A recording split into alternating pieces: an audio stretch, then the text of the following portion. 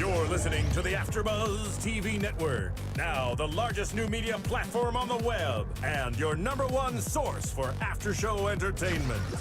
Very good, Keith. Johnson.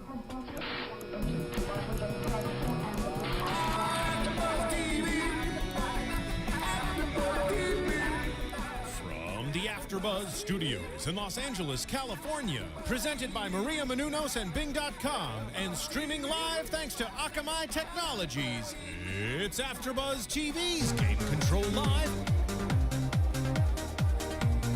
And welcome to some Game Control Live. Hey guys, there we go. There's the volume. Tried a few times there. Hey guys, and welcome to Game Control Live. We're blasting some Sonic 3 Ice Cap Zone music because, yeah, Sonic, why not? it just rocks. My Plasma 3 music remixes. Check it out on YouTube. But guys, joining me in this crazy Studio B today, we had to jump ship because PAX gave me the PAX virus. They gave Studio A a virus. Everyone's has a virus. Patrick Dees. What is up? How are you guys? And next to him, the lovely Raychul Moore. Hey, Rachel. And next to her, next to everybody, Kaori Takee. Hey, loving this intimate setting. I know it is a tight fit today. Kinda liking it. Yeah. And guys, I'm Dave Klein, and in the booth, also really close in this tight space, but you guys can't really tell, John Quick, he's literally sitting right next to me. Well, yeah, everyone can see me here, but, you know, that is beside the point. You don't need to have cameras on me. Who you need to have cameras on is our very, very special guest, Mr. Harris Orkin, everybody. Hello. Hey, Harris. So Harris, we will be interviewing a little bit later in the show, and we're going to be talking to him. He's actually the writer of the upcoming Dying Light game. So exciting stuff. He's been writing games for a while, also writing shows, writing movies. But before we get to that, we've got a lot of stories for you guys. We got some big news. Xbox One came out with a big release date, which we'll be talking about later on. Xbox One and PS4 announced their controller supports Oculus Rift. Sony seems to be copying it. And a whole nother bunch of quick hit stories for you guys. But before we jump on that, Turn up the music is what we're doing. they're actually telling us on the chat that the music's way too loud and blowing their ears out. Well, they need to get over that. Just so you know. Get steel eardrums like the rest of us kids. Yeah. My hearing is just blown the hell out. So I kind of mentioned at the beginning that I caught the infamous PAX virus. Yeah, You got the And nerd flu. The nerd flu. But I will witness for this. He went out of his way to use Purell after every controller. Like, he took precautions. It's not like he was careless. Yeah, no, here's the thing, is that Patrick and I were there last week, and that's why I wasn't on the show last week, and we were doing interviews, and after the very first interview, after talking to the person, they're like, yeah, just watch out, the virus has already been hitting everybody. I'm like, oh God, I never used Purell, but now's the time. Right? Yeah. Didn't help. PAX is known for that. Like, there was that one year where they had to go back and tell everybody that was on flights that PAX people were on that people on their flight had the swine flu. So it was man. just, it ran rampant. But apparently we dodged a bullet because Dave and I several times were this close to using the Oculus Rift, but apparently this year Oculus gave everybody pink eye. Oh my God. So we feel like we dodged, That I know, is right? so We felt like we dodged a major bullet. We were left PAX being like really disappointed that we didn't get to try it, and then I felt actually kind of much better about the situation. Yeah, I was angry at Patrick because we were at an after party and they had the Slender game on Oculus Rift, and I was just like, this is the game to try Oculus Rift on, and Patrick was like, no, let's go to another On party. to the next party. Drag me to another party. volleyball. You were looking out. I want to play DOA beach volleyball. Okay, that'd be with another that. good one to do, but I was thinking like Slender, that's the experience to have, and then I missed it, and I didn't get pink eye, so thank you. You're very welcome, sir. Although it was fun to watch people play Slender on the Oculus. People were terrified. It was kind of awesome. So they're saying our sound is distorted, and I'm being told it's blowing out. It's probably a little loud. It's a Studio B thing, so just turn down the sound a And little bit in Studio B. And Maniac Garth says it's very scratchy as well. We're new to Studio B, guys. We all We're sound sorry. like smokers. Yeah, this is that might be me because I have to constantly adjust this mic so you guys can hear me. So anytime you're hearing scratching, it's probably me like grabbing the mic and kind of. And there's clicking sounds. Well, that might also be me. You guys know this. You guys have to know this already. If anything is going wrong, you have to blame John. Blame John. I thought it was Grant. I thought we always blamed things Well, on I Grant. just blame everything on the PAX virus. Yeah, there you go. We can still blame Grant. He's not around. It's It's Grant. even easier Oh, now, that'd be easy. right? He Yeah. can't defend himself. Grant was mad at me Exactly. because I kept on talking about Dark Souls all week at work, and he's like, I can't take it Oh anymore. man. Yeah, he got mad at John last week because he problem. didn't give him a break because John mentioned it on your behalf. The scratchy noise is just me coughing. But there was Yeah. some news to come out, which was Keiji Inafune. See, there's the scratchiness. There it Keiji is. Inafune decided to do his first ever Kickstarter for his new company, which is Concept. And he announced it at PAX. And he launched his new game, Mighty Number 9, through PAX, through Kickstarter. And it already has, the goal was $900,000. And within just a few days, they already blew past their goal. Yesterday afternoon, it was already at $1,750,000. So already at almost double the goal. Yeah. They already swept through a bunch of their stretch goals. Their next goal is $2,200,000. I haven't checked this morning yet, but it What's might the already game have gotten like? that. It's basically Mega Man. Oh. Mega Man. So yeah, Yep. it's just literally Mega Looks Man. really cool. It's Nega Man. There you go. There That's you go. what we're going with. Mega Man. Well, you know, they did this thing yesterday. I don't know if you guys saw this, but he actually lowered the stretch goal expectations to get it onto current gen consoles, which is like unheard of in Kickstarter, right? I think it's a really cool response to the audience to say, hey, we realistically think we can do this for less. We're going to bring it to you more. I don't know. The Kickstarter just drips of just cool.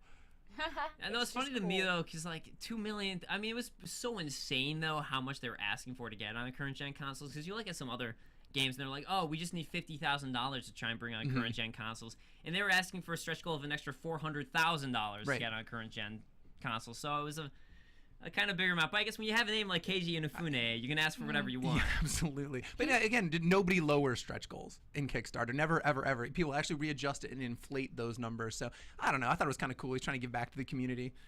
I was looking at the different like levels of how much you give, and like if you give $10,000, you have dinner with him, which is pretty cool. What? If I had that much money. I know, right? I know. So I'm wondering No. from you guys, what did you see out of PAX that you thought was really cool? Because there wasn't a lot announced, but they had new things playable with which Patch and I got our hands on. But was there anything cool that you guys saw Well, I from want to PAX? hear more from you guys because you guys were actually Yeah. there. Yeah. I was so sad I didn't get to And go. there's some cool cosplays that Patrick sent out. I did. I was riveted by the cosplay this year. I saw a full like Big Daddy and a grown adult like as a little sister just dragging her along. The cosplay was amazing. I was wholly unprepared There for was the a cosplay really that I good saw. Legion too. I saw pictures of. And crazy, Mass weird, Effect. scary ballerina Daleks from Oh Doctor my I Who. saw that. Pretty That's rad, right? Which is like also a meta reference because ballerinas are played the original Daleks. Interesting. All right. So I'm still catching up. Still mid Smith here. So yeah, here's what I want to talk about PAX if I can. Can we just open up and talk Titanfall? Dave, what did you think of Titanfall? Really? Yeah, no, really. No. 100%. It is Titanfall and I checked everything it out else. at E3 and I'm not impressed. Did you play it at E3? No, I don't need Exactly. to. So you can. This one, I'm just gonna have to say, you're gonna have to believe the It's hype. Call of That's Duty what we in with the mechs. business. Well, I don't know. That's what we in the business call oh snap. You didn't play it. Patrick did, and I think he's calling. No, He's calling it. I've been gaming long enough that usually 9 times out of 10 I can look at gameplay of a video and tell you exactly if I'd be interested or not. Okay, I'd here's agree what I'm with you gonna. on that. Yeah, but for the most part, and I'm telling you, you're wrong. You're not. This game is literally the whole. It's so revelatory. Here's what I'll say. So we started out. Dave, first of all, we went to PAX on a press pass, which felt like PAX on a cheat code. Like it was like 3 hours line. 3 hours long. The line was. We walked up, played it in 5 minutes. Yeah, Titanfall- press passes are the best. It's the Titanfall best. literally stretched around the entire Microsoft booth. Never shorter than a 3-hour Never wait. It was shortened. crazy. That's what the line for Last of Us was last year, and Borderlands 2 was insane. Yeah, absolutely insane. But Abby hooked us up. Thank you, Abby. And yeah, our press absolutely. passes, Yes, so. yes, ma'am. Thank you. Yeah, so we got a chance to play it, and I was on the same boat as Rachel before playing it, and kind of John. I mean, I love Call of Duty, I love Modern Warfare, but I mean, after Black Ops, I was like, all right, I'm done with this. It's the same thing, and I love the gameplay, but Patrick and I playing the game together, it was pretty much like Titanfall essentially combines the best elements of Call of Duty and Halo. So you get the to me. So Yeah. you get the great multiplayer, realistic elements of Call of Duty and the style of it, but then you have the absurdity of Halo, like the fact that you can double jump now, you can jump as high as you can possibly want, launch off of things, land on the ground. And it actually creates a new enough environment to me that I had a great time with it. I felt like a super powerful sci-fi warrior because I didn't like using the mechs. I like jumping on top of them and shooting their brains out and blowing them up. And that was different enough to me that I actually, if I get a new FPS game, this is the one I'm going to want to get. No, yeah, I mean, it's a whole new thing, right? So, like, first of all, it's incredibly approachable. So instantly, it's got a lot of that Call of Duty DNA. You're bang on, right? But they do this amazing thing where they balance the pilots and the Titans, right? So you feel super empowered as this pilot navigating this universe. You do get a double jump, you get a wall run, and you actually increase speed as you go. So you feel empowered. If you see a Titan, you don't necessarily have to cower away. You're equipped with tools to take it down.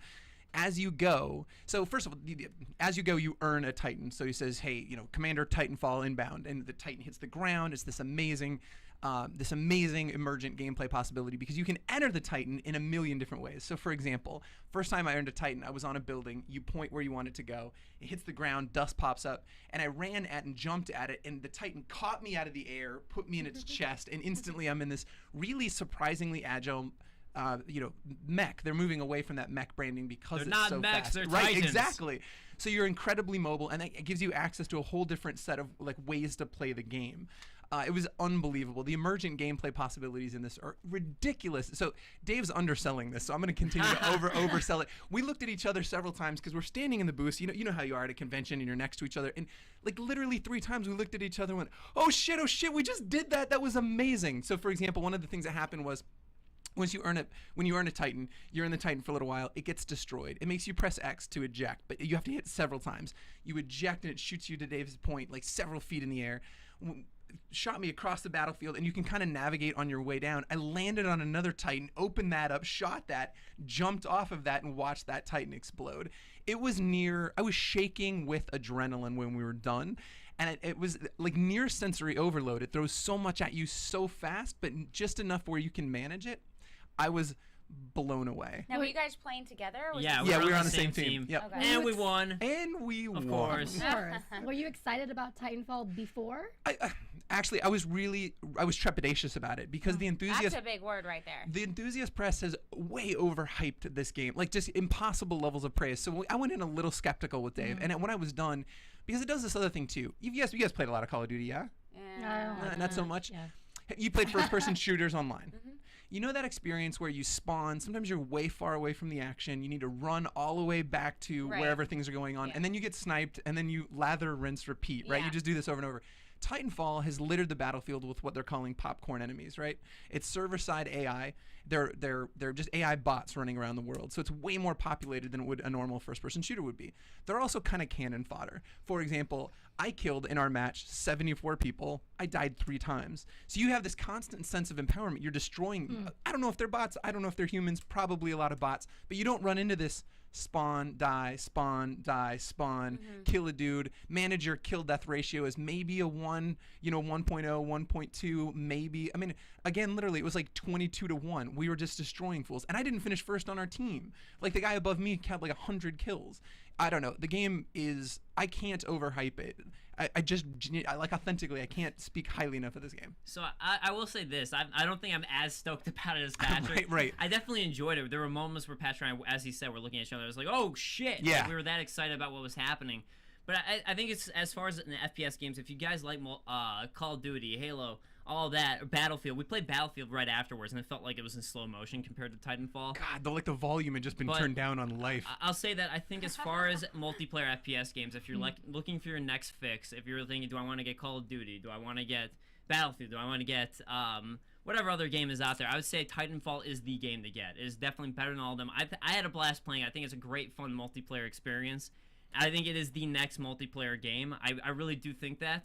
I don't know if it was my favorite game of the show as it was Patrick's, but it definitely blew my expectations away from just seeing and being like, oh, this looks like a Call of Duty clone. I had more fun with it than I was expecting to. Well, it does new things, too. So the beginning of every match, it's not just to see how many people you can kill. There's a narrative moment at the beginning of it. It explains why you're in this confrontation, and at the end, it ratchets up the volume to 11 because the losing team has to extract, right? So it's this manic race to get back to some point, and if you kill them, they're dead. And so, again, it was one of those moments where everybody's racing, the entire map's racing toward one point. I jumped on my friend's Titan because he was running by. I jumped on and rode on top of a giant Titan, game's amazing. Well, something I do want to talk about other than that was the new Telltale game. I thought looked really cool, and you had the chance to interview them about that. I did. Which Fable, I think, is the series that they're pulling from. I actually think it looks cooler than the Walking Dead series that they've been releasing, personally. Is it another choose your own adventure? Yeah, it's another choose your own adventure. It's the exact same style, and it's stylized just like Walking Dead, where you have the time limit where you choose what you're going to do. But I think the story's more interesting to me because I love I love Walking Dead. Okay, Owen Harper, I love Walking Dead. Don't worry, I love it. I still love it. But it's so I'm the one that doesn't. But it's so overplayed at this point. There's so many zombie things out there, and there are some cool ones. Like Dying Light, we saw was actually one of the few cool ones out there. Sir. Don't worry, I did like Dying Light. I'm not just saying that because you're here. Yeah. This was actually we interviewed them and talked to them. And we're like, actually, this is a cool take on the zombie genre. But it was nice to see something different. So I like that with Fable because. It's like, you know what? I could play Walking Dead Season 2. I'd rather play Fable. It's called Fable? It's called The Wolf. Fable, The Wolf Among Us. The Wolf Among Us. So yeah, the series is called Fables, and it's actually a prequel to the comic book series. Fables? When is it coming out again? The fall. It's based on the comic That It series. is. It's a Fables? prequel to that series, cool. which I wasn't aware of this IP prior to this interview, so it was really interesting for me. It's a fun series. Is it? Yeah. Okay. It has its detractors. I mean, you go online, it splits people like right down the middle as like who likes it and who doesn't. But personally, I love Vertigo comics. Do you know- anyway. And so you're familiar with it. Maybe walk us through what's the premise of the comic. The premise of the comic, more or less, is that these creatures that you learn about in like the Mother Goose and Grimm like fables, they basically exist within modern day New York and are just like trying to like live out their lives while still being like these kind of larger than life creatures. So like Little Red Riding Hood, for example, right? And they're tasked with. They're it's called a glimmer or a shimmer. They're some sort of magic to have them fit into normal society, right? Yeah. Yep. The show Once Upon a Time kind of ripped a lot off from the series. No, I'm not interested. Well, okay, it ripped it off wrong. Okay, okay. This is much darker than Once Upon a Time. Wow, Once is upon a it time, I watched the show. It can't get very dark because it's on ABC. If it was on HBO, This is Showtime, it'd be different. dark? Yeah, this is very dark, which I like. I like dark stuff. I personally. love dark stuff. So you play as the big bad wolf, right? As a human, and his job is Eat to police people. the other fables, the other fables, and ensuring that they maintain their shimmer, right? So they look like normal people. And we played a 20-minute vertical slice where you walk in on the woodsman. Yeah. And instantly And the Toad.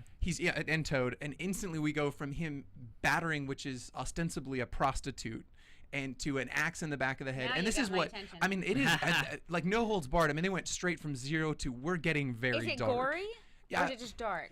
Gore-ish. I mean, it's again a lot of that DNA that was in Walking Dead. So similar type scenes we saw right out of the gate. I was impressed, and it actually has a level of like, I don't know, Dave, what did you think? It felt more actiony, like you're more involved. So when you get in a fight with the woodsman, and it has you do, there are a number of different mechanics at play as opposed to just press A. It or felt press much B. more actiony. Right. And it definitely felt far more actiony than Walking Dead because you were actually like swinging your thing from left to right. Your punches, swinging punches at him left and right. And the cool dynamic to me is the fact that you're playing as the big bad wolf, who would be kind of considered the bad guy because he walks in and people trying to keep them using their stuff that costs too much money, essentially a drug.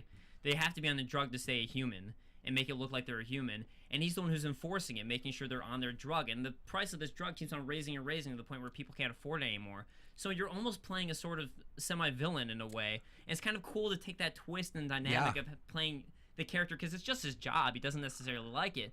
But he has this job of enforcing this kind of anti-moral thing. Very much an anti-hero, right? It's a So- weird juxtaposition between him and Lee Everett. I'm So interested. very, very cool there with Telltale and what they're doing with that. But other than that, real quick rundown so we can move on from PAX. But what other stuff did you think was cool, Patrick? What else did I see? Battlefield looked gorgeous, right? Again, Always does. I mean, the sound design is still fantastic. Yeah, The game is gorgeous. yeah. Although, again, we played 5 minutes after Titanfall, and it just felt, to Dave's point, Oh, yeah, slow. that Like the was bad. volume was turned down. It is incredible. Here's what I'll say about Battlefield: was the level of destructibility, if that's a word. Like everything takes damage. Everything. It was really. I mean, they've talked about it, but actually, again, having that hands-on made quite a difference. I just for want me. to see a building blow because we didn't get to see it. No, God, I know. But I'm going to say from my part, I was hyping it at E3. I got a chance to play the crew. I still really like it. I'm not a big racing fan, but I love the crew. I thought it was really cool. And to me, it's kind of like, it's very similar to Burnout in a sense. It's more arcadey. So, but it apparently takes 4 hours to trek from the west coast to the east coast of the United States real time, which is insane. I think that just tells you how big the game is. I wouldn't want to do that. I already drove in real life, and I don't want to do it. Yeah. But it was way cooler than I thought it would be. Way fun, right? Like again, a game fun, more fun than it had any right to be. Actually, Ubisoft. I like everything Ubisoft's showing right now. I mean, I know everyone's sick of Black Flag. I think it looks cool, even though the demo they showed wasn't very cool. How is that not hands-on? Because it wasn't hands-on. That's the thing about Black Flag. It wasn't hands-on. But still, I think the game looks good. I think Watch Dogs looks good. I think Rayman Legends looks... Well, now I believe it's out or about to come out. It's already out. It released on Tuesday. So, yeah, it just came out this week, so that seems fun to me. They were showing that off. You could play that. I was doing some speed runs. Oh, yeah. Yeah. Man, yeah. So for people who don't know, Dave will run his mouth about how good at games he is. He is legit. I've the night before Dave was telling me, I'm pretty good at games. I was like, awesome. I'm not, but great. And then I saw him pick up in a contest. He picks up this controller, like instantly gets the best score of the day, gets this Rayman, like $100 backpack. They're like, he's like the wizard. The wizard. No joke. Dave's legit at games. No, they came up and they were like, "So you just beat our stage designer's time in this game, in this level." I was like, "All right, cool." Unbelievable. Yeah, I'm pretty good at games. Yeah, he is. That said, though, let's go ahead and move on. And actually, my favorite thing I'm going to save for my moment of the week. My favorite thing about PAX, but. Let's go ahead. We do have Harris Orkin here. Thank you so much for joining us. Welcome.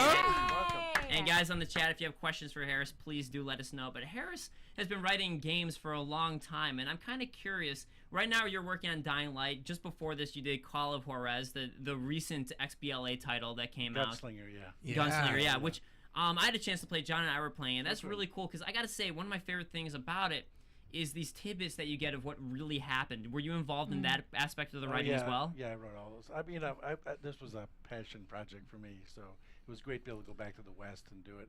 And I'm a big Western history buff and like Western movies. And yeah. So so I really, it was a way to like kind of explain the history of the West to people who like younger gamers who might not know about it. I've studied some of the real West because I've taken family vacations before. Gotten like the Dead Man's Hand T-shirt. I visited the saloon where that took place, which was cool to me. And there's a lot I didn't know, and I was reading some of those tidbits that you wrote, just the real Western facts, and to me that was really cool. So I didn't know that was a passion project for you. Yeah, I mean that stuff was crazy too. The history of what really happened.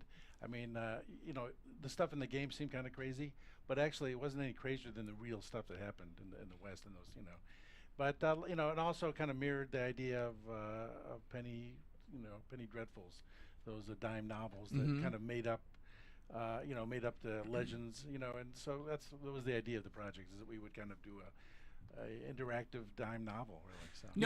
Now, at what point did you introduce that kind of unreliable narrator? That was my favorite part of the game, when somebody would call him out on his lie. Like, that's not exactly how it happened, and you'd rewind it a little bit. I loved it. What part in the project did that come into play? That was right at the very beginning. That was in the inception of the idea. It was the idea that it would be, like I said, like a dime novel brought to life, and that's what people just made up stuff about all these guys. None of these characters from the West were really who they said they were. Hollywood did the same thing. Went from the Penny Dreadfuls to Hollywood, and they kind of built them up bigger than life. And I just thought it'd be fun to have to kind of play with those themes a little bit. Now, you've been writing games specifically since 2005, and Owen Harper has a question for you, asking, how has writing for gaming evolved over the years since you started, and how have you adapted to this? Part of it is I started, there was already a lot of great games that had been written when I got into it.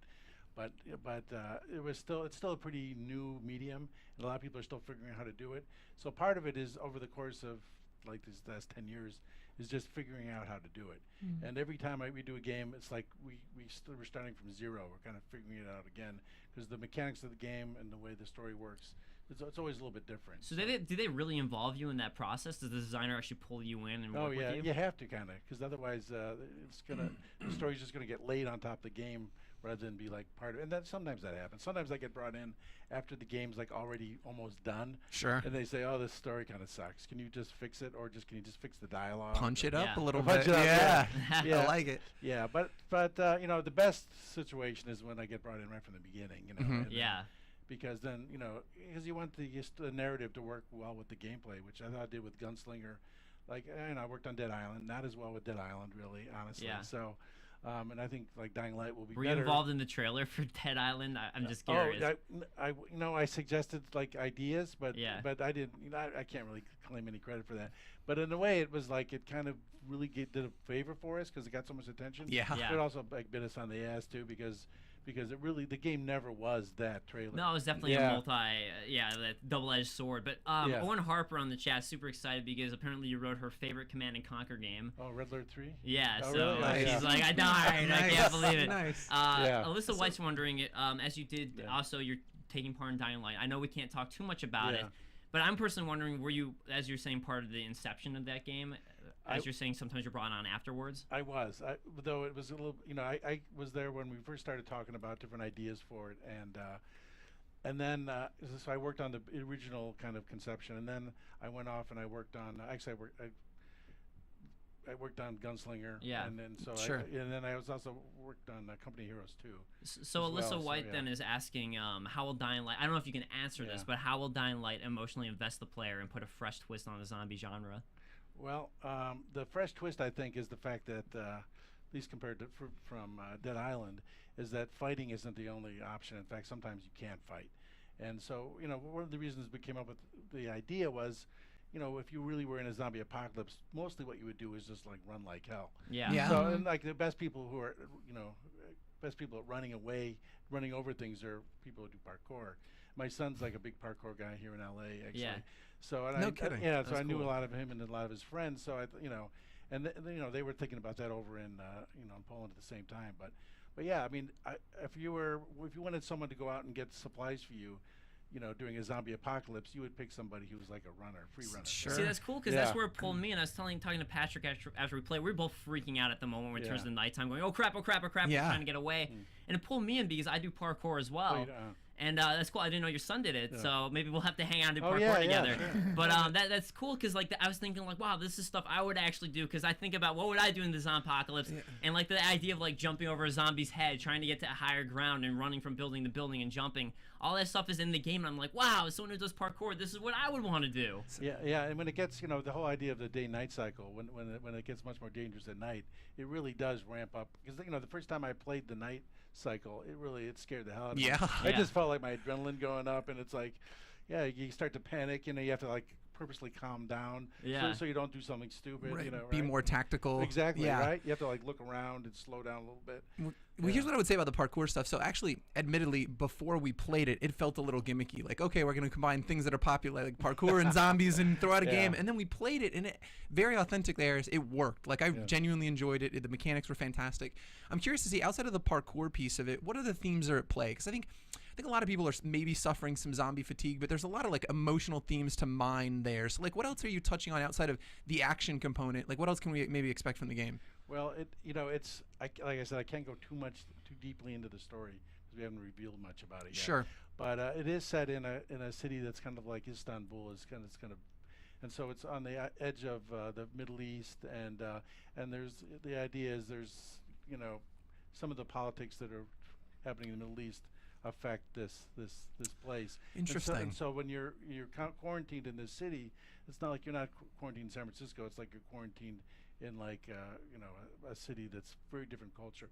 But Okay. part of, I mean, I don't know if they've mentioned this part of it. I don't want to give too much away, but part of the reason there's all the parkour guys there is because there's this parkour jam going on in this city. Yeah. As part of an international athletic competition. That's thing. perfect. Yeah. So that's why they're there. I Yeah. mean, it's not, otherwise it would be Interesting. Hey, Okay. That's where I'd be. Okay. Yeah. So the Rich on the chat's asking you, which is harder to write for, a game with a straightforward story or one that has multiple scenarios and endings?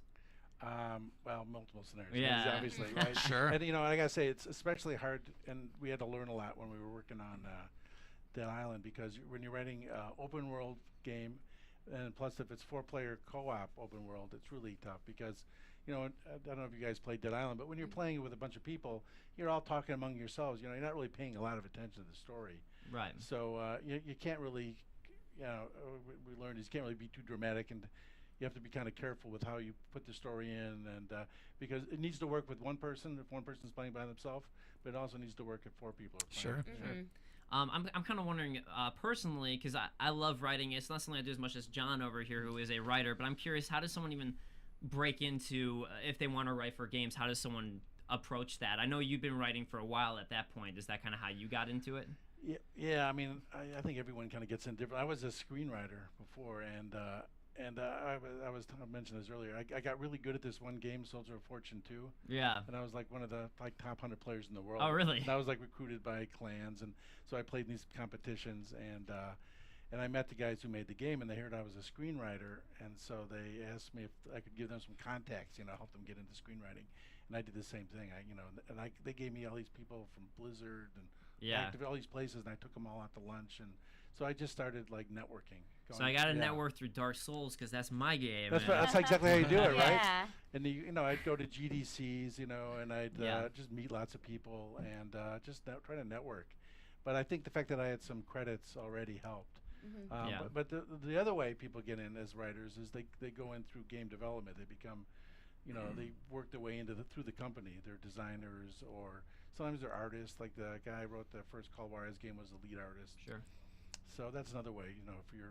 If you're in the game company already and you can write, it's a big benefit. So. Yeah.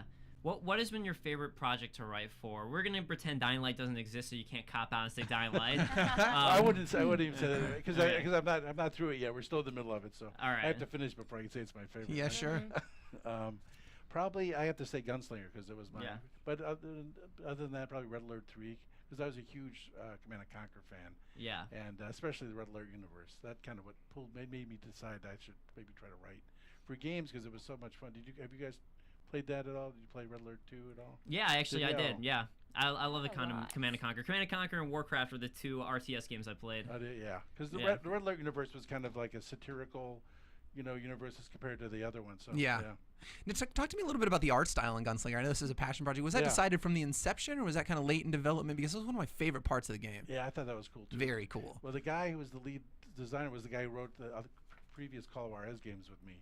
So, but yeah, he pretty much settled on that aesthetic for the game, and I think partly because we were going to use the dime novel illustrations as the cutscenes, so we thought that would make it good, And I when he told me, I wasn't sure it was going to work, honestly, because I love Borderlands, but it seemed seemed too cartoony to me. But, Sure. But they did it just a really subtle cell shading, and it worked really well. So Everything well. popped. It does. The blood when you kill somebody, just that it's incredible. So well done. Yeah. So Irish Vampire in the chat is asking a question, wants to know how important do you feel the gaming industry has placed storytelling in recent years, and what direction do you believe those decisions are taking the industry? Well, I think in some cases they're giving a lot of credence to it, and making that an important part, like BioWare. Those games are really well written, I think. I'm looking forward to the new Dragon Age, whatever. Yeah, as am I. Yes, yeah. But other companies don't pay as much attention, and like they bring the writers in way too late, and there's and not all games need really complicated stories anyway. But I do feel like it's getting more and more important in terms of because gaming is becoming more mainstream, and it's like after you hit a certain level of technical competence, it's not just about the graphics anymore. If all the graphics are the same between the games, then what's going to distinguish them? It's going to be the narrative, and the characters. So now I gotta ask. I'm curious what your take on this is. One of my some favorite games, I guess, or some of my favorite games have been the games that involve or mixed gameplay to story, like Braid, where it really correlated the gameplay with the story. And then also Dark Souls I like because it's a game where you can only experience it as a game to get the story. Are those types of projects that you are kind of looking towards as a future, or what do you think as far as that method of storytelling goes? No, I think that's great. I think that's a great way. It's rare that happens. Yeah, you almost need like an auteur person putting it all together for that to work. Right, because I feel like that has to be someone, as you were saying, sometimes they bring writers in too late. You have to have it through the inception of it. Yeah, and I think, ideally to me that's the best way to have narrative in a game is when it's like really integral with the gameplay and everything. So yeah. Harris, let me ask you about obviously as a writer you've probably played a ton of games. What are some of your favorite examples of narrative in video games? Well, let's see. Like I said, I like the Mass Effect. I like the BioWare games a lot. Yeah, absolutely. The first Dragon Age I really liked. Oh my God, it's one of my favorite games ever. Yeah. Second one I was like not as much for some reason. Okay. But yeah, no one liked the second game. Right. At I'm all. looking forward to the third one. So, but let's see. Going back, I really like the way they told story. Actually, in Half-Life, Yeah. First Half-Life and even Half-Life 2. Actually, the first Fear I thought was really good, and I like in Silent Hill. Yes. Absolutely. Yeah, Those yeah. are in my games. Yeah. Yeah. So okay. Did you have a chance to play BioShock Infinite this year? I did. Okay. Yeah. And I was a big fan of the first BioShock. Absolutely. Right, yeah. And so I was I'll be honest, I was a little disappointed with the narrative in Infinite. Interesting. I thought that I know a lot of people. A lot of people loved it. A lot of people didn't like it as much. For me, I felt like the gameplay. We were talking about how gameplay relates to the narrative. Yeah. I thought it didn't match the narrative very well in BioShock Infinite. I thought like there were plasmids in BioShock. Right. They didn't really make it. There was no reason for them in Infinite. I much. completely agree with you. I was ranting about this when we did a BioShock Infinite Rewind where we talked about it, and that was my huge complaint. I was like, there should not be plasmids in this game, or I mean, there's a total reason salt. for them in the right. in It the should have first one. been. They should have done something like the Skyhook, like something like that. That would have made more sense in the game as opposed to that. Yeah, it drove me nuts. I'm glad it drove you nuts too. Yeah, and that's why I think It took me out of the game. I think they wanted to, they thought, oh, people are going to be disappointed if we don't have them in the game, but it didn't really fit the world. And the world was like unbelievably beautiful. It was incredible. Right, and the opening of the game was really great. I thought, and I just as I went, and I enjoyed playing all the way through. The gameplay was fun, but I still felt like the narrative didn't really work that well. It's funny because it Disconnect there. completely took me out of the game. Personally. Oh, so, did the plasmids? It I totally loved took me it. out of it. It drove me nuts. I loved the plasmid. I like this the is Team fun. BioShock on this side of the table. Well, I like the plasmids, but like you said, it just because the whole time, as soon as they were introduced, I was like, well, why are they here? Because everything else fit into that world except for that. I was like, well, why is this here? Why does this exist? And it drove me nuts. And you can speculate, but they didn't clearly articulate maybe why they were there. And there should have been an elegant solution about why the general populace wasn't using it, right? Because Daisy probably would have been using them. And Right, they blah, all blah, would have. blah. I mean, I did like come up with my own reason why they were there. Absolutely. Because they're it's all these jumps between time and so maybe from the original, because they Well, Absolutely. sure. I mean, that was Yeah. supposed to be the reason, but Right. then I was like, well, why doesn't there are only fire stars? Nobody uses it. Right. Or they'd be Because going it's insane too like the people, expensive. Maybe or it's they'd just all too be, expensive. or So they'd they all be can't like the afford people it. in BioShock. No. Fair enough. No, Fair they're You enough. not find them in splicers. people's houses, but no one uses it. I just be No. using seduction constantly. I'd be like, I'm getting seduction, seduce you, seduce you, seduce you. That's all I'd be using. That's like the superpower one. Well, thanks for giving. John, seduction. Yeah, okay, Dave. You just gave everyone the impression that you're a creepy date raper. No, I'm like the character saying That's the Fire. branding for our show. That's by- why you come here, apparently. By seduction, he means roofie. Yeah. Also, last question I have for you. sure. Juxtapose that against Last of Us. Did you get an opportunity to play Last I of Us at all? loved the last. I did too. I did too. I think in terms of like a story in a game, that was the most emotional ride I think I've taken in a game, and I was totally sucked in, and I wasn't even that into the gameplay itself.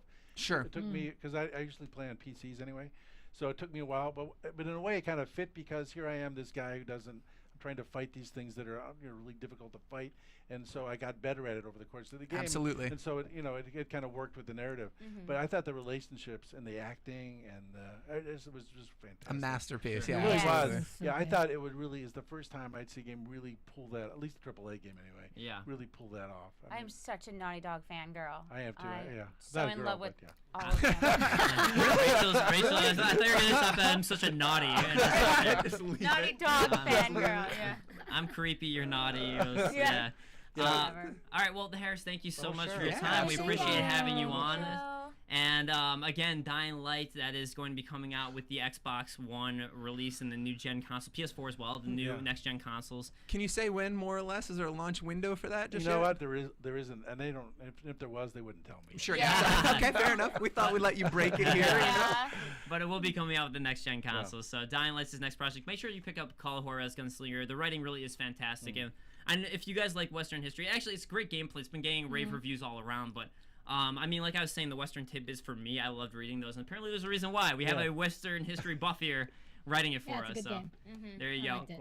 All right, so let's go ahead and jump from that to another happy, fun, exciting topic, which is our gaming moments of the week. Yay! Yay. And let's go ahead and start with Kaori right next to me. Okay, To the left. so my gaming moment of the week was this week. I picked up Sonic's Genesis Ultimate Collection, and I went all old school and played a crap ton of Genesis games that kidding. were good. Okay. Streets of Rage. Yeah. Nice. You know, Sonic 2. I even played Dr. Robotnik's. I forget what it's the one that's kind of like Tetris. Dr. Bean Machine. Yeah, the Kobe the Avalanche Good pull, one. good pull. And then there was a Golden Axe and Golden Axe 2. And Golden Axe 3 was crap, but so I played a lot of those. I just went on a Genesis rampage, so Yeah, that was well, kind What of I should have fun. been doing. Barely anybody can see this behind you, but if you tilt your head, like you might see it's supposed to be. Never mind. I guess it's not up on the screen because. All right, fine. I think the screen is Whatever. turned off. No, here it is. Oh, there it It's is. It's on like a the little. Work. Yeah, so Press that if you button. want to go It's back a in little time Sonic. and play some good Genesis games, this No, this piece like cartridge this right doesn't here. I mean, this CD right here is all you need. I was a huge Sonic fan too. I Yeah. love Sonic. It was yeah, so fun. yeah. And also the cool thing about this is you can actually save. So like I know when I was young and I played Sonic, if I didn't do a level a certain way, I would get so anal I would actually reset and do it again. But now you can actually save, so it's a kind of way of cheating. So it's cool. Very cool. Yeah, I loved it. It was fun. I think you just have to have the Sonic Knuckles attachment on every game possible to see what it does. All right, I like Rachel. Miles. What about you? I don't really have one. All I've been playing has been Dead Island, Riptide, and Saints Row 4. So you can't just pull a moment from Saints Row 4? Yeah, that's all craziness, I like know, all the I time. know, What's the but craziest no, thing I that's happened to you? can't. I mean, it's like Because- literally every time I look at like Twitter is Okay. Rachel's Rachel's achievement achievement hunting is hunting. Right. Uh-huh. No, because we're playing through the side missions right now. So the side missions are not the crazy things that are happening like in the story missions. The story missions, you got like flight sim stuff and there's naked people everywhere. But in the side missions, you're just doing rinse and repeat things. Because I got to finish the side missions before I go on to the story missions. Now they're like loyalty type missions. Is There that what they are? there are crew member loyalty missions. Okay. You can romance your crew members, which is Can you? awesome. I'm sure you'd say that. seduction. Seduction. Yeah. But I really haven't gotten into like the meat of the game because we've just been leveling our character up by doing all the story missions. I mean the side missions, so that when we go into the story missions, we're gonna be like crazy super powered. So by we, you're playing co-op. I'm playing with my friend Hayden. Yeah. Very cool. Okay. Yes, that's the only Hayden way to play. Grange. Yeah, it's the only way to play Saints Row is Okay. co-op. Yeah. All right, you recommend that then? It's so fun It looks because you crazy. get all the superpowers like from Crackdown. You can do crazy run and you can like do this insane jump and you can glide. So, Okay. like, Wait, what about the fact then that they're going to be releasing DLC music for the Wub Wub gun? well, it skins for the gun and then it changes the music of the gun. It's amazing. So the it's fact that they both. have a dubstep gun is well, ridiculous. you can customize your weapons so they look certain ways. Awesome. My Yeah. pistols now look like the replicas from Firefly from Mal's gun. It's like an awesome game. I think that like Volition has had this like really great philosophy when it comes to Saints Row 4, which is just quite simply and quite vulgarity. Fuck it. Yeah, That yeah, has been- 100%. That is the design philosophy of the Saint Row And series. it's So like awesome. pretty much from day one, like they were just like, well, everyone knows we're gonna be a GTA clone. That's all we're doing. So fuck it. Right. Yeah, let's right. be fun with it. So I was really sad because the giant purple dildo bat was not in 4, but it is. It's hidden, and we found it in a cave. That's a moment if I've ever heard one. They have. Oh my god! Yeah, now that I'm thinking about it, there's tons You of moments. find the dildo bat in a cave like it's a mythic Yes, sword. it was- Like, it was. was it implanted in a stone and No, when you drew it out, you became the but- king of England? Is that the kind of? It was on a giant stone table with a crack in this of the cave shining light onto it. It's like, It's like the oh. dildo in the okay. stone. Yeah, but when we were looking So for the what you're dildo saying bat, is the dildo is pointing towards a crack and okay. but we did when we were Got looking it. for the dildo bat, we found other like caves. There's a cave where there was like a blow up sex doll party going on inside, Sounds amazing. and that was awesome. It's just God, the game I is just so really want to good. point out every single time that there's something really perverted that we end up talking about. Rachel is the one that She initially jumps brings it all up. over it. Like right on top of it. Like I don't know what you're talking about. Or if somebody else like makes a casual glance to it, suddenly nope, we're on that. And for Rachel some is reason, on top of it. and they were pissed off that porn stars were being used to talk about this game. Well, I one love guy it. was. One guy was. It's Saints Row. I mean, I think in 3 they had porn stars doing voice acting for it, right? They did. Yeah, I think And they in did. 4, Yeah. do we Yeah. have more porn I think stars they back? did. I think Yeah, they it's did. really- Awesome. So Live chat people, get on that. Let us know. Yeah. all right, so now if you want to find a giant purple dildo bat in real life, go start exploring caves. Yes. Explore caves, That's where it's ancient at. tombs, It's crypts. it's like Zelda, but instead of an old man giving you a sword, You it'll guys- just be It's a dildo in the dildo. stone. It's Yeah. really Yeah. powerful Yeah, too. that Like sounds you, Yeah, sword in the stone. one hit, it can like level cars. Yeah, you guys have seen Conan the Barbarian, right? Where he steps inside the crypt and he finds the sword of his god, Crom. It's No. like that. It's exactly like that. Exactly Yeah, like that. yeah. Arnold Schwarzenegger takes it from him, and he declares that he is greater than his own god. I mean, that's it. What else do you need? What else I need is Dees moment of the week. Oh, you're gonna Oh, love that. you're gonna like this, sir. You're gonna like this. I've got two mini moments of the week. The first, Titanfall. it normally would have been Titanfall. I can't shut up about that game. Actually, for me, Dave, my gaming moment of the week was actually continuing my bromance with you, sir. So I got a chance to go to PAX. I spent a ton of time with Dave. For people out there, Dave's one of the best guys around. But this moment particularly, so Dave and I, we network fairly well. We managed to get into the IGN after party, and we were kind of hanging out. It's kind of a slow moment, a little bit. And You guys kiss. we Oh did. my I looked God. deeply into his eyes, and then I knew it was so gonna happen. some dubstep came on, and I encouraged Dave to bust out some moves, which I've captured for right. people. If you What? would look at this, It's the been video. playing in the background really? the entire Really time. good. It's on the TV. Yes. This is so unfortunate because none of you guys in the audience can see this. We're just gonna upload this to YouTube for you guys to I like see. the guy in the N7 shirt. So There's got to be a way to There's a turn guy on this with an TV. I N7 swear to shirt. God. this is Dave. There So, should Normally, be a remote. There over should be. You'd think that. You would really think so that. what's difficult to see, what's going on over here, is Bangarang comes on, and I'm like, Dave, do it, man, do it. Show people your moves. So Dave does that thing where he starts running in a little bit of a Here, I can circle try, I and can- clears out space, and then Dave just breaks out some of the sickest breakdancing I've ever seen, and just owned the entire IGN party, like brought the place to its knees, and I think people needed to see that. No, this will be. I think we're just gonna upload this to GCL's channel. We might even put some bangarang in the background I here. think you absolutely should How put some about, Bangarang. well, how about this? If you go to Game Control Tube on YouTube, you can find it there. Excellent, Oh, excellent. right. Anyway, so Okay. that was one of my moments of the week. Dave just owning the entire IGN party with his sick moves. Now I and missed having- out because I can kind of see it. And we ended up having a great time at PAX. Oh, that party was a blast. It was unbelievable. Yeah, it was actually one of the IGN editors was the DJ, so that's Yep. pretty funny. He was wow. great. The second thing, so well done, Dave. The second thing that I had, I don't know if you've got any B-roll on Brothers, but I had a chance to download this indie game called Brothers: A Tale of Two Sons. Have you guys seen this? Yes, I played it. And I really liked it. it's magic. At first, I thought the controls were a pain in the ass because what it is, you're playing two different characters at the exact same time, and each thumbstick controls a different character. That's right. So at first, I was like, oh my god, this game is going to drive me crazy. These controls are insane. But then you just kind of get natural with it. Absolutely. And it's so amazing.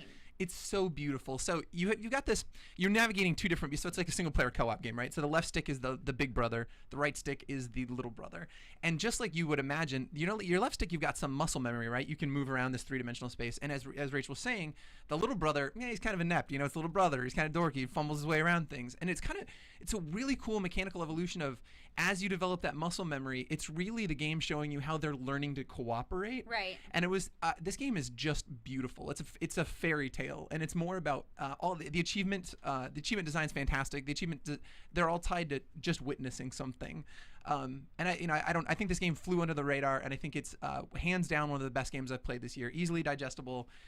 It's probably a 3-hour deal, but it's just an unbelievable. It's really creative, It's yeah. beautiful. I always kind of still fought with the controls just a little bit, though. Like, I'd get really into it and start focusing on one brother, and then I realized the other brother's over Totally. here, spinning Little in brother's circles. just being retarded over in a corner. Yeah, but, each brother has its own strength and weakness, and you have to use those. Yeah, And I definitely at the need to same pick that up. From time. everything I've been hearing, that's one that I What, need what to get. platform is it on? So it's on XBLA Yeah. currently, and I think it's just a timed exclusive. I would imagine you'll see it other places, but it's really neat. The mechanics are so brilliant. So it's just one stick and then one interaction button, and they do this thing where they introduce mechanics, and then they never stay past their welcome. They're introduced and they're gone. You don't ever see that same type of puzzle ever at all. So it's perfectly paced and a beautiful game. It's So I'd a encourage really people. dark story, too. It really dark at I times. did a gameplay on my YouTube as well, and it's you find a guy who... Oh, don't. Oh, yeah. I haven't played this It's game about yet. it's about Yeah. witnessing these things. No, but you're right. But I know it that is guy that really you're dark. talking It's about, really and dark. it's a weird juxtaposition because you're in this really beautiful fairy tale world, and all of a sudden there's this. It always just alludes to this dark undercurrent, Yeah. and the game's expertly written. I I'd didn't encourage beat it. everybody to pick I'm it going up. to have to talk to you about the ending. You will. Because I want to know what happened. But I guess I should beat it myself. You But should beat it yourself. Yeah, it's good. Anyway, This brothers, game is pick it up. amazing, but I didn't beat it. It's it only up. 3 hours.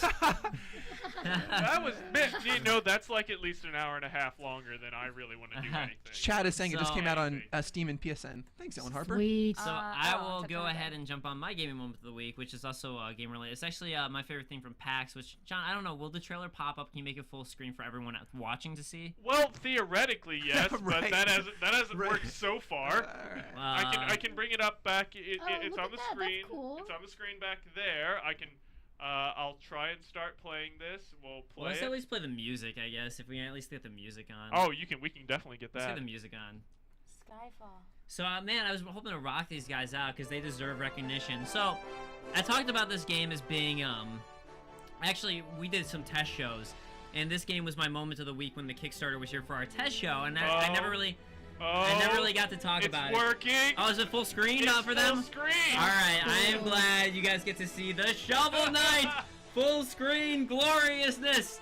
So, this game, when it was announced on Kickstarter, I was so excited because it looks like classic Mega Man action, but so well done because it combines all these old school elements with new school ideas of like bullet hell and all that, using your shovel to jump, and it really combines a lot of ideologies. And it looks really tightly controlled, really well done. A lot of cool secret areas of jumping over walls, the hidden areas. So the game looks amazing. So I was excited. I set up an interview with the guys at PAX who made it, and I got to talk to the main game designer of the game and meet the musician who wrote this amazing track, which is so epic and also helped sell this trailer. I got to meet them. I got to interview them. And honestly, over every AAA game that was shown at PAX, this is the game I'm the most excited for, is Shovel Knight.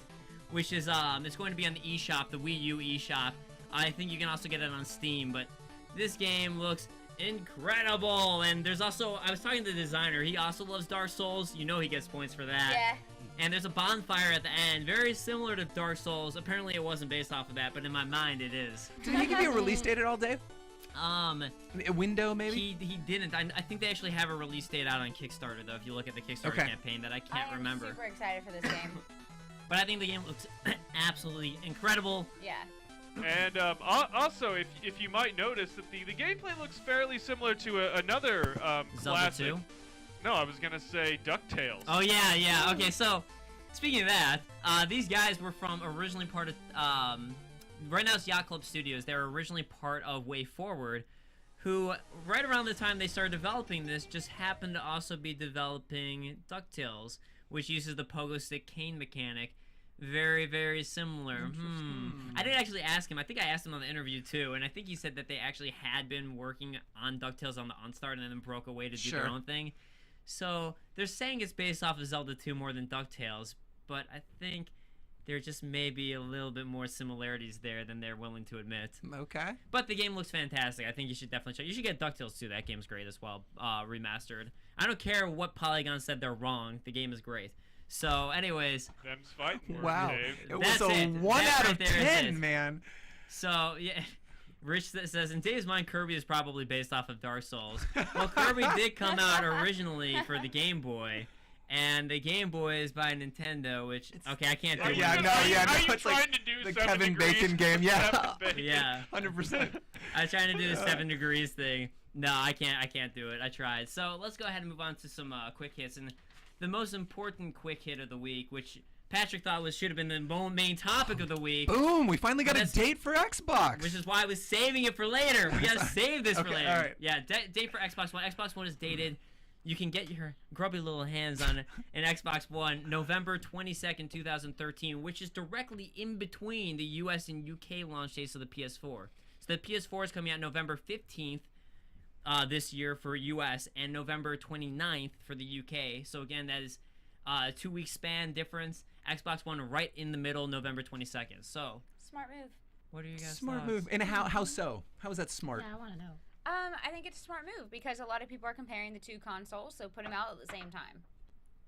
Force them to make their decision. Right, but they had the advantage of having some they knew when the PlayStation was being launched. Like honestly, I'm actually shocked that they didn't launch prior. I think it's ballsy. Why are you shocked that they didn't launch prior? No, I'm shocked that they didn't launch prior, right? Like I mean, ultimately, because you've got a whole extra week to 2 weeks. Absolutely, right? So that week, look, the first initial wave of sales is all about pre-orders anyway, right? So I don't think strategically you get much of an advantage of you're going to move more numbers, but what you do get is mind share, right? Like we're talking about these boxes, but whoever launches first is going to have like USA Today covering. Okay, now here's the new generation, and this is where PlayStation wins a ton of like I don't want to say non-core gamers, but more casual gaming audience, the moms buying consoles. The Joe gamers, you call them. Yeah, absolutely. And I think they're gonna. That's all about mind share. And so like I honestly thought Xbox would have tried to get out ahead of it, tie itself to the Call of Duty launch because really it's pushed itself as the Call of Duty box, right? And so I was expecting a November 5th date. And I think it's a function of supply chain. They didn't push Call of Duty Ghost on it like at all. it. What are you No, talking no, about? I like it, and I think it's ballsy, and that makes me like it even more. I don't understand. How is it ballsy? They're coming out afterward. Coming out, like in between those 2 weeks. They're like, yeah, you're thinking about PS4, but we're coming out, and we're gonna be the shit. They came. So we're gonna dig right in the middle of you. look, I mean, yeah, look, exactly. Xbox. They're just kind of gonna get in there. Their must-win market is the States, and so I think it's the opposite of ballsy. I think if they could have gotten out the 5th, they would have. I think it's a function of supply chain issues. I think it's absolutely. I mean, right? They need to win the States, right? They'll compete. They're gonna be fine. Xbox's new console is gonna be fine. See, I think the difference here is in the past we've seen the difference of like 6 months to a year between consoles, and that always made a giant difference because it's so long. I honestly don't think a week is going to make a big difference, especially when you look at the fact that pre-orders, this is the first generation we've ever really truly seen where pre-orders matter more than being there day one waiting in line with everybody else. I think, honestly, I don't even feel compelled at all. Like, I used to feel compelled, like, I got to be there to get my Wii day one. I do. I've got to get mine day one. I mean, don't get me wrong, I want it day one, but I mean... I don't feel compelled to go to the store as much because the pre-sale market is so giant this time around. Microsoft is going to do just fine. I think this is actually going to maybe even work for them. I don't think it's going to make any difference. I don't know if it's going to work towards them. I just think the Yeah. fact that they're releasing the same month is all that matters. They I don't think need who to worry releases about the first that, though. week It's a makes new difference. Xbox. It's a new it's Xbox. about mind share. But Harris, if, I'm but if curious to see- Xbox One was coming out 6 months later, then I'd be like, oh crap, everyone's Yeah, going to buy the PS4, duration they're screwed. distance, true. But they're the same month. I don't think a week's going to make a big difference, personally. Harris, I'm curious to see what you think about that date, right? Strategically, is this just a miss for Microsoft? I just don't know what their issues are. You might be right. Might be supply issues. They might not be able to really get it in the stores. Yep. Really enough. But honestly, I can't. I think people kind of gravitate towards one or the other anyway. So Yeah. So if you're gonna, so I'm not sure it makes that much of a difference. Right. Except for, and if you're gonna buy both anyway, you're gonna buy both. Mhm. So yeah, I just don't know if that'll. I mean, I don't know. It's interesting. I don't know if people who are gonna buy a PS3 would buy the Xbox One just because it came out a couple weeks Yeah, earlier. I agree. Yeah, Sure, I really yeah, think no. that Pretty 1 much week what it thing is. doesn't make a difference. It's- Now again, no. like if it'd been Yeah. 6 months and maybe someone was like, well, I want a next gen console. Yeah. I can't wait for the Xbox It's going to One. make a difference right away because some people can't afford both systems within the same So, month. Right, yeah, but most they've people are already pre-ordered loyal. it. Yeah. Yeah. Again, I think this is not about those pre-order numbers. Like most of that allocation is already taught up. It's about mind share and it's the moms buying console You and them guys would seeing be in mainstream media. surprised how many people pre-order things like this and never pick them up. No, Never. I believe that So 100%. I don't Yeah. think pre-order Ted numbers. doesn't do that because he's the dick. I don't think pre-order numbers really mean exactly that much because again, at EB we would get people to pre-order. They would stand in line for hours to pre-order a system and then never pick it up. That is all bizarre. the You were an time. EB girl. I was. Okay, I fun managed fact. an EB for 4 Okay. years. She's legit. Best job ever. Just Boza throwing out that was a great business move to release it weeks before Black Friday sales began. Yeah, I would agree with that. Which is true, but I also kind of wonder because it seems like I have a feeling that they're going to be so sold out that I don't know if this is even going to be available at Black Friday it's gonna anyway. be out. No, this week Microsoft actually had made a statement, something where along the lines of it'll be much easier to get an Xbox walking in the door than it I has hope been in so. previous generations. So I mean, I don't know. I don't know that they'll be incredibly sold out. We shall That would see. be We shall nice. see. So do you guys, just out of curiosity, do you guys have both or do you? I have prefer both one or the other? pre-ordered. Yeah. Both. Yeah, both. I'm I have neither because I'm still holding up because one of the companies I Yeah. work for was like, we're going to give you both of them for free. And I'm Oh, waiting. yeah. But here's the problem. Since I'm waiting and I still don't know if it's guaranteed, I could end up getting screwed and get neither and then have to wait. Right. I'm on his boat. So. And I'm going for the Sony if I had to buy one. Okay. Well, now Harris, as a games writer, is there any piece of technology in either of the two consoles that excites you? I mean, like any way that you can utilize Kinect potentially, or the PlayStation camera, or like, is there any technology that excites you as a writer? Honestly, not really. Okay. Some of the, like even Kinect, it's a little bit. I don't know. It's a little bit too gimmicky. Sure. Somehow. It's like, I mean, maybe sometime it'll make sense, but Okay. I'm just not. Yeah, and then it's funny because I end up getting both because there's exclusive titles on both, and I want to play like Last of Us. I wanted to play that. So Sure. even if I would just have to get both. you know. I did love that mechanic in Last of Us, the 6-axis where you had to shake the controller to charge your light again. Oh yeah, Yeah, that kinda was cool, right? interesting. I think I love when I see that stuff implemented. I wish those things would be implemented more. I really think the Wii U and the Wii could have been way better if companies had taken advantage of that stuff. But speaking of controllers, Xbox One, as announced, they will be supporting 8 controllers. PS4 will only be supporting 4. Apparently, the PS3 supported 7, so now they're only supporting 4. Why the hell would I ever need it to support it that cares? much? Yeah. Yeah, I think that's what most people think. That's what I'm Holy thinking crap. too. And not a lot of the games support that. Right now, only the sports games do, right? Like, so FIFA, you can control, like, I mean, you can have, like, a whole team fielded, but, like, yeah, I mean, Okay, again, that's- really big that's when it would TV. make right. sense. I think Yeah. Or that one game, Right. admittedly a But- really popular game. But some people will buy a system for that one game because sports games like Madden and FIFA and all those, they sell so well. So I can see how this would actually work in their favor. Now, I not a big honestly deal. think I think it's not that big of a deal, but I still think, you know what? Why limit support? At the end of the day, is it really that much harder to make it so there's the functionality there to support? I mean, but again, from a business perspective, I mean, they have to decide how many resources they're going to allocate to make that happen for a really small edge case. So very few But I people don't- are But I still utilizing don't it. know if If it's even a hard resource to do. But is if you it say, can do it, okay, then do it. Right. I don't know either, but I think it's a business decision. I mean, from a programming perspective, because I did computer science stuff, it just seems like, okay, you allow a few more support, like Sure. for where I don't know, it just doesn't seem that complicated to me, but I could be wrong. So it is. I did think that I was interested to see that for the PS4 that it's going to be easier to develop for, because I know that was an issue for the Yeah, PS3. Yeah, absolutely. it Yeah. was. So It that- was a You Yeah. won't huge have to issue. bleed into it anymore Yeah. to make it work. Yeah. Mhm. Yeah. So yeah, they're trying to make the PS4 much more developer friendly. Another PlayStation bit of news, speaking of controllers as well. So I don't know if you think this because we didn't get to use it, but the Oculus Rift is pretty cool, right? I think it looks amazing. I mean, just like the Wii was pretty cool when it came out. So Sony's like, hey, the Wii was cool, so let's make the PS Move. Hey, look, the Oculus Rift is cool. Let's make a virtual reality headset. Right. So says Sony. So apparently Sony's working on a virtual reality headset just like the Oculus Rift that will be for the PS4. There were rumors, there were speculation that they're going to be showing off at the Tokyo Game Show. Now that's kind of being shot down as it's probably not going to be happening. But apparently they are as hard into it as they were trying to push 3D when they did try to push 3D pretty hard with the PS3.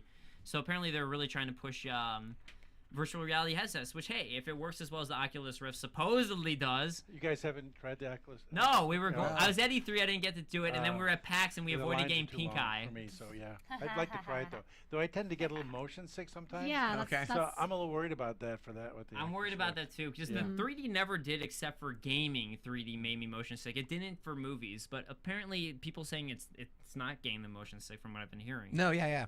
But yeah, so I don't know. So they're working on some new virtual reality headset for the PS4.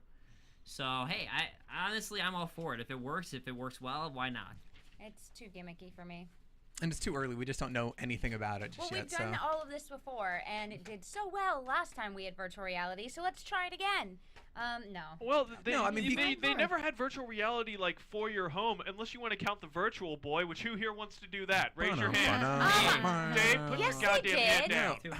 I had a virtual reality little headset thing. Was it a At Virtual Boy? At my house, no.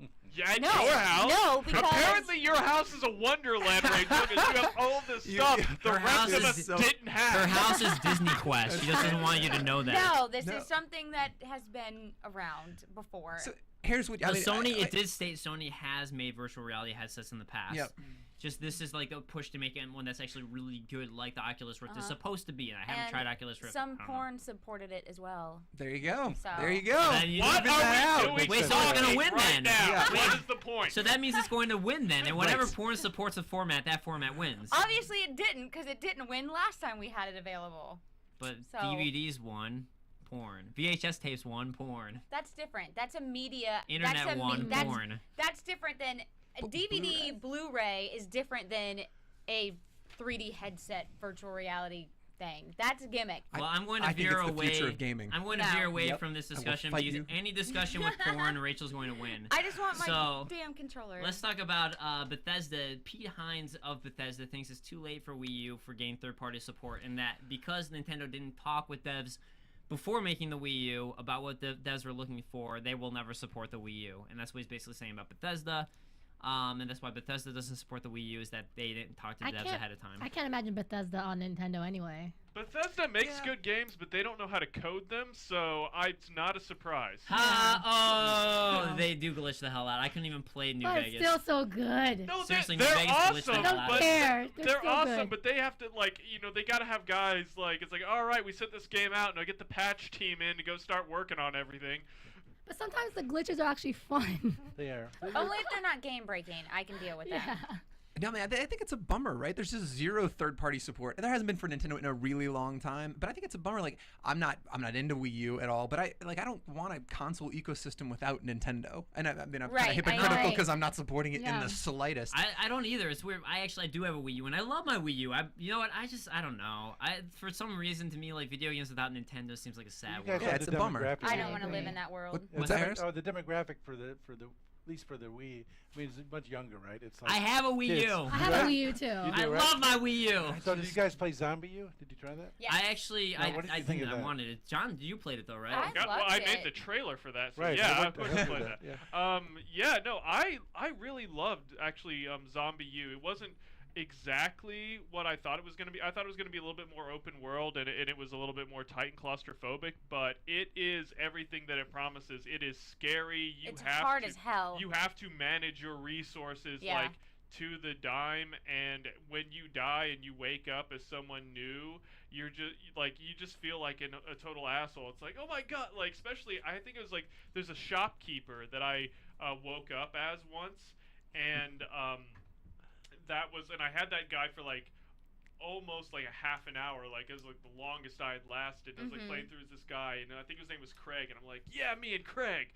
we're awesome. And then I just, like, there's this part where I have to go through these this apartment building, and I go into this room where there's like these flashing lights, and all the zombies are like mesmerized and like standing around, and it's like this like zombie rave, and I'm like, well, this is interesting. And then I just get like smacked from behind. I'm like, oh crap, and like all of it, like, so now I'm in a room filled with raving zombies who now decide that I need to die, so I immediately die. See, the thing is, I think there are really cool controller options that I wish that devs would take control or advantage of with the Wii U.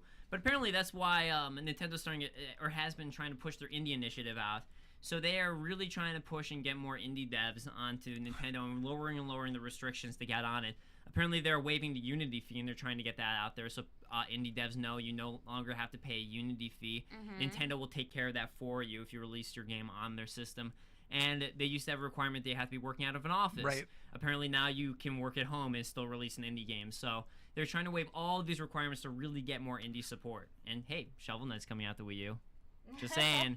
Just saying. Have you got Pikmin 3 yet? Yeah. Okay, good. I started playing it. Yeah, me too. I love it. You have 3 different little dudes. Yeah. I know, it's fun. I was like, John's wife lives with us, and I was like, texted her, and I was like, Erica, you need to come home right now because you're going to love this game. I miss It is so Omar, cute. though. Yeah, I was like surprised Where that is Omar he? wasn't in it. No, he is in the game. Apparently you run into him later. Well, John, you spoiled the game for both of us. I cannot wait. No, it makes me excited now because I was really sad he wasn't around. Well, on another exciting topic for Rachel, Hideo Kojima has announced that, well, not announced, apparently through Twitter, and there's some discontention about how true the story is, but it is true that on Twitter he was saying that one of the characters in Metal Gear Solid 5, they specifically told the art designer to make her look more erotic. Have you seen pictures of her? I saw the butt picture they tweeted out. Oh, you haven't seen the full body? No. Yeah, I have. Oh, man. But to make her look more erotic so more people would cosplay her. Rachel. This enrages me. I love sexy cosplay, obviously. But to specifically make a character sexy so you can get more chicks to walk around a convention half naked, I think it's pretty sickening. Especially because the chick that they showed in the picture. That's where the line. That's where the line. That's the line. Like, I came on, knowing that we were going to talk about this, I actually you totally surprised me, Rachel. I honestly thought. I love sexy characters. I know you do. Ridiculous. And I thought you were going to come on the show and fight me and say, this is the best thing that ever happened. Yeah. Like, I really thought you were going to be so. A sexy character should be sexy. I mean, that shouldn't be your first thing you choose. She just needs to be hot. I think this is so gross. I'm really tired of the. But have you seen the character though? She's an army chick. Yep. She has no armor. All she's wearing is fishnets, like a super thong, and an itty bitty little bikini top. I think it's so gross. This perpetuates the objectification of women in gaming to the nth It has degree. nothing So to do with Rachel, are you not saying we're offended by not it. going to see you cosplaying as her? Absolutely not. I will not give him the pleasure of me I think cosplaying this as is his character. it's gross. It's a stupid thing, but I'm not offended by it. I'm not. I'm not No, I offended know, by but it. at one point, can we be a little bit more progressive? They're either sex objects in games or they're damsels. Well, and at some point, I mean, I know we've had a little bit of this discussion, but I think this is the most blatant, like the grossest example of how people in games relate to Well, women. Can I I just don't throw this mind- out though? Japanese culture is very different than American Right, culture, right, so but this is there's a also coming from difference. Japanese culture. Wait, Where hold on. I think But the other there's a thing, difference. well, the There's a other thing that he difference. specifically said here too, they tweeted or in his Twitter, was to promote toy sales beyond That's cosplay. bullshit. That's bullshit. Yeah. Let me. Okay, In Japanese Japan, is very. though, those No, otakus are going to be huge. buying those toys Right, up. but listen. Okay, when you have a game like Dead or Alive, obviously the chicks are gonna be half naked and they're going to be sexy because that is just the game's tone. This is Metal Gear Solid. Metal Gear Solid has never been about sex objects. It's never been about super hot half naked women. It's been much more about, the story and the actual gameplay. So when you have a character that's half naked and you're only doing it for cosplay in a game that it doesn't make sense in, that's where I think the line is being crossed. Well, no, Can I we- think they're making her sexier for cosplay, but they were gonna have her anyway. Right, It's not- but can we also speak? I mean, like, how gross is the way they relate to women? Like, her name is Quiet. Like, I mean, this is from That's start to funny. finish. From start to finish, I think it's gross, and I'm not going to buy the game. I mean, I think for honestly, it's kind of a women's fault. There's a tons of women out there who are like, oh yes, I can't wait to dress up like her Sure. in cosplay. I mean, some women are perpetuating this kind of attitude.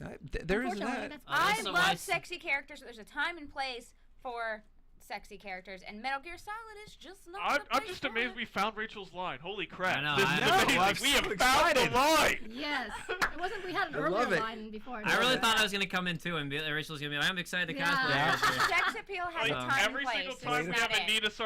Anita Sarkeesian video on Up, you go like foaming at the mouth, rabid, want to tear her throat out, and then I thought that it's like, well, this is gonna No, be but kinda I'm not saying it's objectifying women or anything like that. That's where that It is. That's You're not saying it, but it is. I don't know.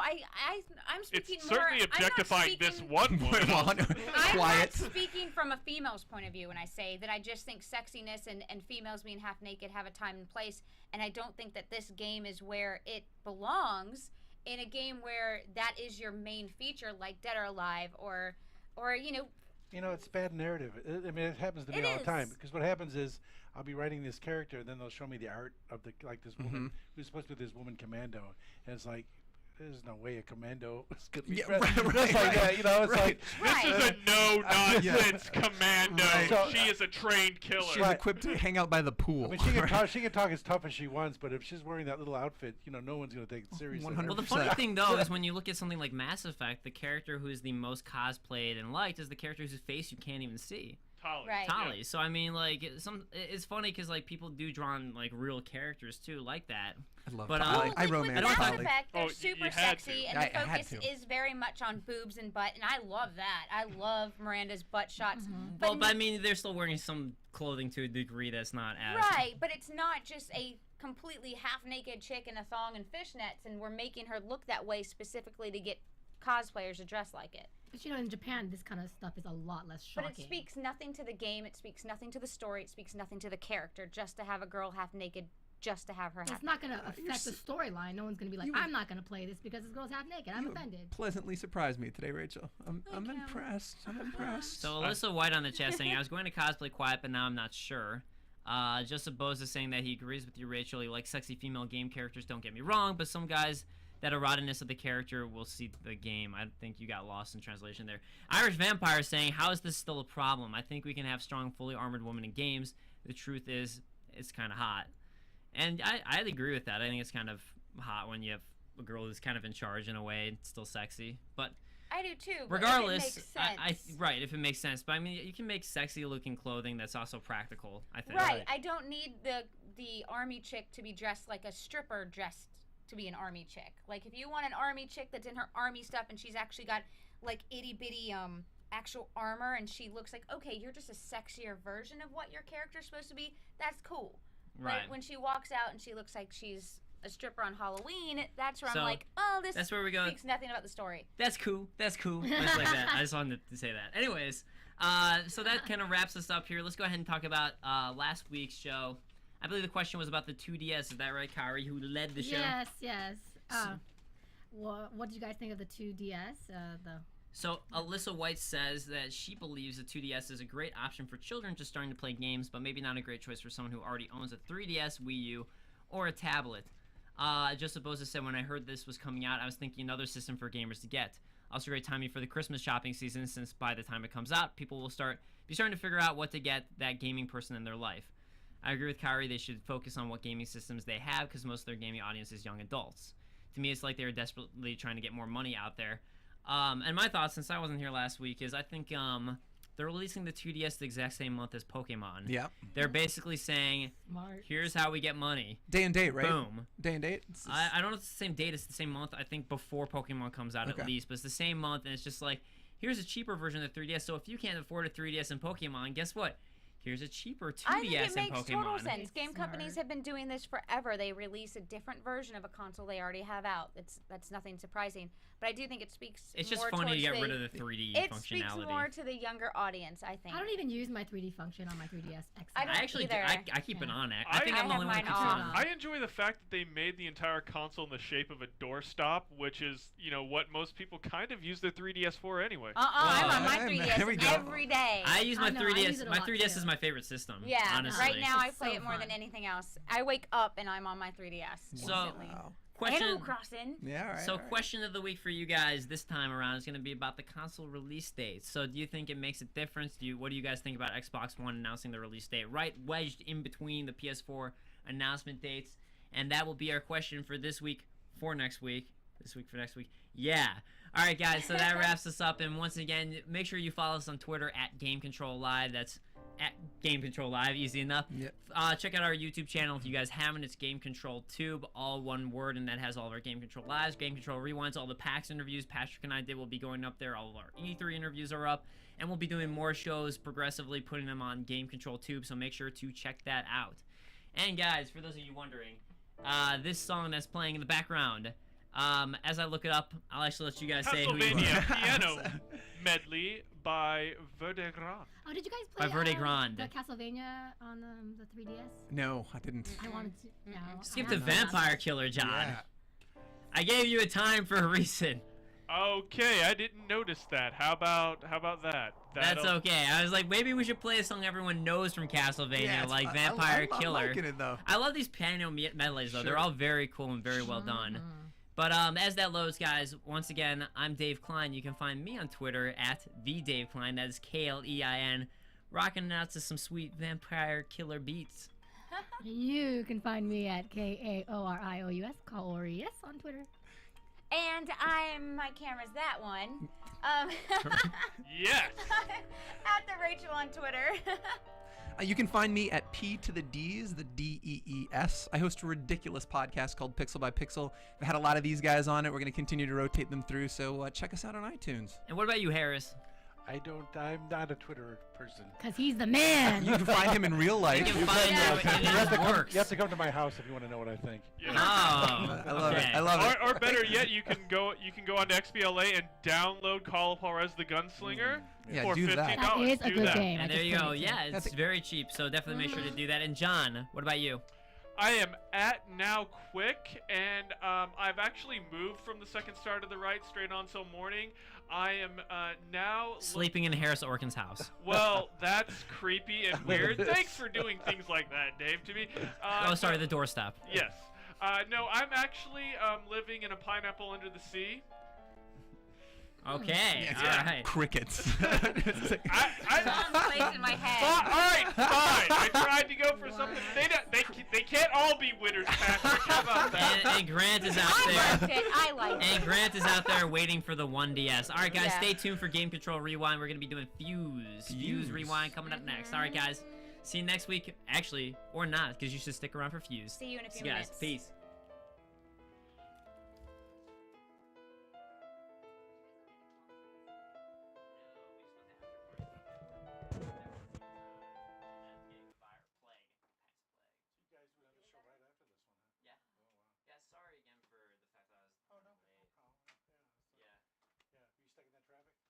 Yeah, well, so usually I work